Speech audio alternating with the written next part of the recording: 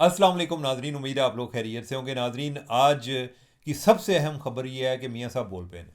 मियाँ नवाज शरीफ बोल पड़े हैं और नून लीग वाले जो हैं बंगड़े डाल रहे हैं कि मियाँ साहब साढ़े बोल पे, मियाँ साहब साढ़े बोल पड़े।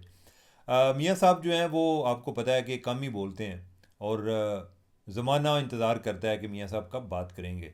और अभी जो है ज़िमनी इलेक्शन हुआ तो मियाँ साहब जो हैं उन्होंने कहा कि भाई ये टाइम है बोलने का। वैसे भी नमी नमी सर्दियाँ आई हैं, कोई ना कोई गल तो कर छड़नी चाहिए ताकि सर्दियाँ आगे गुजर जान। तो अब यह है कि उन्होंने जो अपने कैंडिडेट्स जीतने वाले हैं उनको मुबारकबाद दी और साथ उन्होंने कहा जी कि इमरान खान जो है वो अकेला मुजरम नहीं, उसको लाने वाले भी मुजरम हैं। अब यह है कि इस तरह मामला तो हल नहीं होना। और लेकिन ये ताने ही है, ताने से ज़्यादा कोई नहीं है। ताने से ज़्यादा इसलिए नहीं है कि इधर कोई भी बंदा जो है ना अपने आप कोई भी नहीं आया। इधर जुल्फ़कार अली भुट्टो जो हैं वो भी किसी गेट के ज़रिए आए। मियाँ साहब जो हैं वो ख़ुद भी गेट के ज़रिए आए। बेनज़ीर भुट्टो जो हैं उनके वालिद जो हैं चूँकि वो ऑलरेडी प्राइम मिनिस्टर थे, उनको विरासत में सियासत मिल गई। इधर अगर को गेट का रास्ता किसी को इख्तियार नहीं करना पड़ा तो वो वही है कि जिसको विरासत में सियासत मिली। जिन्होंने सियासत खुद शुरू की है, अनफॉर्चुनेटली उन्हें कोई ना किसी गेट से एंट्री डालनी पड़ी।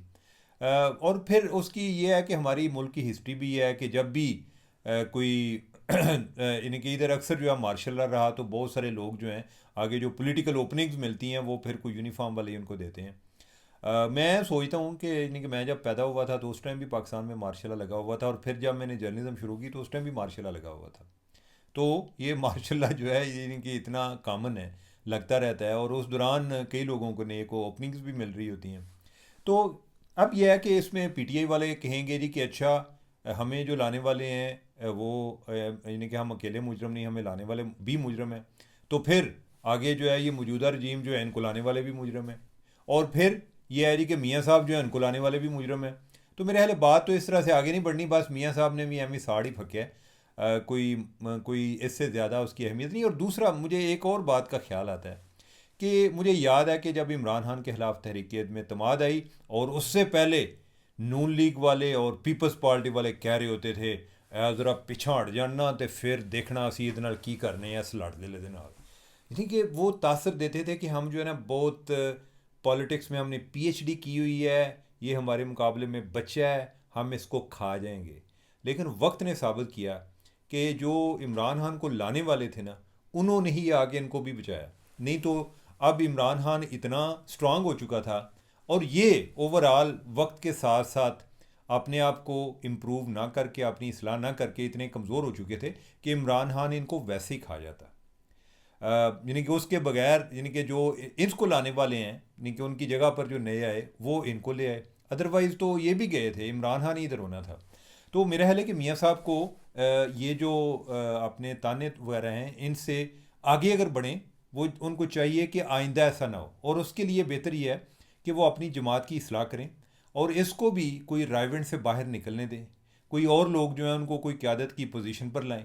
सिर्फ इसको ख़ानदान शरीफा की हुक्मरानी को जमहूरियत तस्वर ना किया जाए, जिस तरह उधर जो है भुटो ख़ानदान जो है वो जमहूरियत का एक मज़ार उन्होंने बनाया होता है और इधर जो है ये ख़ानदान शरीफ हैं जो पंजाब को चला रहा है। तो मेरा ख्याल है कि जब ये जमहूरियत की बात करते हैं ना, इन्हें सबको अपने गिरबान में भी झांकना चाहिए कि जमहूरियत सिर्फ हमारा ताकत का हसूल नहीं है, इसमें बाकी लोग जो है ना वो भी, उनको भी को अपॉर्चुनिटीज़ मिलनी चाहिए। तो खैर ठीक है, मियाँ साहब बोलते रहें। तो मियाँ साहब मैं आइंदा गल नहीं करांगा, लेकिन तुम बोलते रहना है। ये ना हो कि आप सोचें नहीं कि मैंने एक दफ़ा बात की इतनी देर बाद तो ये आगे से कोई अगू चार और गल्लां सुना देती हैं ने। मेरे हाल मियाँ साहब बोला करें, अच्छी बात है और हम सुनना चाहते हैं आपको। आगे बढ़ते हैं जी। इमरान खान के हवाले से, इमरान खान के हवाले से कोई नई खबरें चल गई, यानी कि इमरान खान की सेहत के हवाले से बड़ी तशवीशनाक खबरें आ रही हैं। सो मच के ऐसे ऐसे जेल अकाउंट है, एक जो है उसने तो बिल्कुल इमरान खान को फौत ही करा दिया था। और कुछ कहते हैं जी कि बड़े बीमार हालत में हैं, बताया नहीं जा रहा। कोई कहता है जी कि वो ज़िंदा नहीं है, उनको एक जगह से दूसरी जगह मूव कर दिया गया है। मैंने उसके हवाले से चेक भी किया कि ये वैसे ही एक कॉमन सेंस के अगेंस्ट है ये चीज़, जो जिस तरह की बातें चल रही होती हैं। लेकिन फिर भी मैं चेक कर लेता हूँ कि हो सकता है कि जब मैं अगर एक जोम के साथ इस चीज़ की तरदीद कर रहा हूँ तो हमें भी, यानी कि झूठ बोलने वाले हर दफ़ा बोलते हैं, हमें फिर भी चेक करके तो उसका जवाब देना चाहिए। तो मैंने चेक किया, हमारे यानी कि कोई देखे या ना देखे, शबीर तो देखेगा। शबीर डार का आपको पता होगा, जियो के जो कॉरेस्पॉन्डेंट हैं, उनका 24 घंटे में से 12 घंटे जो हैं जेल में गुजरते हैं। याद जो है ना, यानी कि ये कोई पूरा दिन जेल में गुजार के शाम को वापस आते हैं। उधर जो है इमरान खान की भी बहनें आई होती हैं, कभी इमरान खान का ट्रायल चल रहा होता है, कभी कोई और मामला होता है। तो शबीर से मैंने पूछा, तो शबीर ने कहा कि चीमा साहब ऐसी कोई बात नहीं है, ये सारी झूठी ये अफवाहें हैं। अच्छा, वो भी खैर जो है बड़ा पक्का आदमी है। उसका थोड़ी देर बाद मुझे फिर फ़ोन आया। उसने कहा, चीमा साहब पहले तो मैंने आपको बताया था जो दिन का मुझे पता था, अभी मैंने अडयाला जेल के हुकाम से पता किया है और उन्होंने भी कहा है कि ये झूठ है। तो ये है कि लिहाजा इस पे एक मोहर सबत होगी कि ये झूठ है, ये सब बकवास है।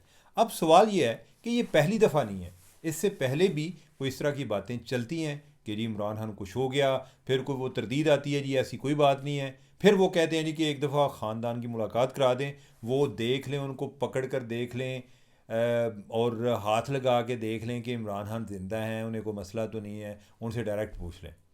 मुझे जो इसको पैटर्न को मैंने देखा है, और शबीर डार का भी यही ख्याल है कि जब भी कोई इस तरह का मामला आता है ना, कि जब इनकी मुलाकात नहीं हो रही होती, तो उस टाइम ना कोई इस तरह की अफवाहें फैला देते हैं, और फिर जो एक प्रेशर बिल्ड होता है जी कि अगर आप इतने ही सच्चे हैं ना तो इमरान खान से मुलाकात करा दें, पता चल जाएगा। तो इस तरह से मुलाकात हो जाती है। आज कल भी को मामला इसी तरह से हैं। उनकी बहनें जो हैं वो भी रात के टाइम बैठी होती हैं, और उधर जो है अडयाला के बाहर जो है वो एक मजमा लगा होता है, तो मुलाकात जो है वो हो नहीं रही होती। कोई अदालत जो है वो भी इतनी परवाह नहीं करती, और पीटीआई वाले जो हैं इन्होंने भी किसी के साथ कोई अच्छी यादें छोड़ी नहीं हुई। कहीं से अगर कोई फ़ैसला थोड़ा बहुत ख़िलाफ़ आ गया, हक़ में आ गया तो उनको हीरो बना दिया, अगर ख़िलाफ़ आ गया तो उनको गालियाँ दे दे के, तो बंदा सोचता है कि यार मैं तो आइंदा जो है ना इनको ये तो बहुत ही बुरे हैं। तो इनके जो बहुत सारे मसाइल हैं इनकी अपनी ज़ुबान की वजह से भी हैं। तो ओवरऑल जो है हालात जो हैं, अभी जिन हालात में हम पहुँचे हैं इसमें भी इनका बड़ा रोल है कि जो जो इन्होंने काम किए हैं ना, इस तरह के पहले किसी ने काम भी नहीं किए। तो खैर ये है कि उसमें अब जो है ना मुलाकात का इशू रहता है। तो सारी जो बातें मैं अभी तक समझाऊँ वो यही है कि ये जो अफवाहें फैलाई जा रही हैं उसका बैकग्राउंड ये है कि ये चाहते हैं कि इमरान खान के साथ मुलाकात हो जाए। अभी जो एक अहम खबर है वो एक बंदे की रुखसती के हवाले से है कि जो अपनी सर्विस छोड़ कर जा रहे हैं, बल्कि रिटायर हो गए हैं, और वो एज अ जनरल रिटायर हुए हैं। और उस बंदे की बड़ी एक इंटरेस्टिंग स्टोरी है, और वो ये है कि वो अभी बड़ी एक अपनी इब्तदाई ज़िंदगी में वो यतीम हो गए।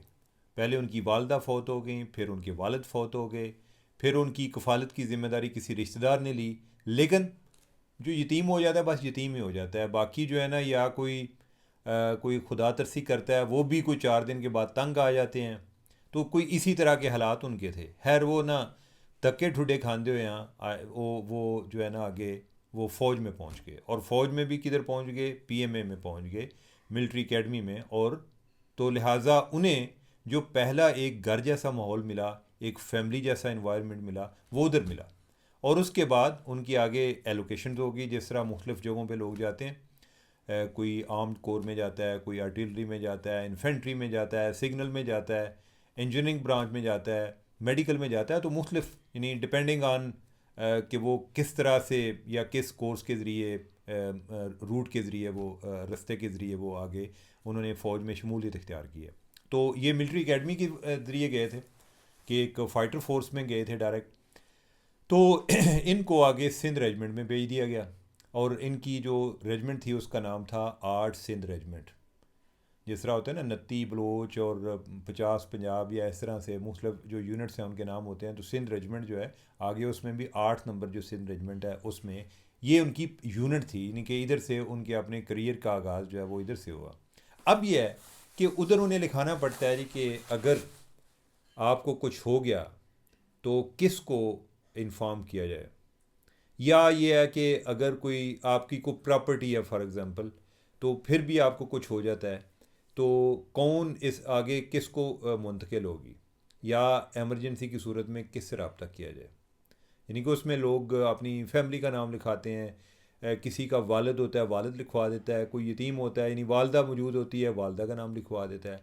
अब ये वो वाली पोजीशन होती है कि जब सारे छड़े होते हैं, यानी कि कोई बैचलर्स होते हैं, किसी की शादी भी नहीं हुई होती, कि वो कह दे कि मेरी बेगम जो है यानी कि उसको इन्फॉर्म किया जाए, या ये है कि कोई अगर मेरी को प्रॉपर्टी होगी या बेनिफिट्स होंगे तो वो मेरी बेगम को दिए जाएँ। तो इनका जो है जनरल साहब का, इनका पीछे कोई नहीं था। इन्होंने जो अपना नेक्स्ट ऑफ किन है उसकी जगह अपनी यूनिट का नाम लिख दिया कि सिंध रेजिमेंट 8 सिंध रेजिमेंट, ये उन्होंने नाम लिख दिया कि भाई मेरी यही फैमिली है, और अगर मुझे कुछ होता है तो फिर भी मेरी यूनिट को इन्फॉर्म किया जाए, और अगर मुझे कुछ होने की सूरत में मेरे को बेनिफिट्स हैं या ये वो, तो वो भी मेरी यूनिट को दिए जाएँ। इसके अलावा ना मेरा कोई बहन है ना मेरा भाई है। और वो बंदा बाद में फिर जनरल बना, और उनका नाम है जनरल साहिर शमशाद मिर्ज़ा, जो कि आज रिटायर हो गए हैं। वो as a chairman joint chief of staff committee retire हुए हैं, और उनके एजाज़ में ये बात भी आ गई कि वो आखिरी chairman joint chief of staff हैं, कि उसके बाद ये ओहदा ही ख़त्म कर दिया गया। आगे जो है कमांडर ऑफ डिफेंस फोर्सेस का ओहदा एक तहलीक किया गया है, जिसको अभी आसम मुनीर जो हैं उन्हीं को मिलेगा। तो ये बड़ी एक बड़ी फैसिनेटिंग स्टोरी थी। और मैं काफ़ी, और मैं जो आपको बात कर रहा हूँ ना, ये मैंने ऐसी नहीं कि कोई छोड़ी है, मैंने इसको बड़ा वेरीफाई किया हुआ है इस बात को। तो एक बड़ी इस लिहाज से बड़ी इम्पॉर्टेंट स्टोरी भी है, दिलचस्प भी है, कि एक यतीम बच्चा जिसका कोई वाली वारिस नहीं था, जिसको कोई ओन करने वाला नहीं था, फिर वो एक हाईएस्ट रैंक से जाके रिटायर हुआ और उसको फ़ौज ने बड़ी इज्जत दी। यानी कि सिर्फ इसलिए नहीं दी कि यतीम है तो इसलिए तरक्की दे दी जाए, ऑब्वियसली उन्होंने मेहनत की।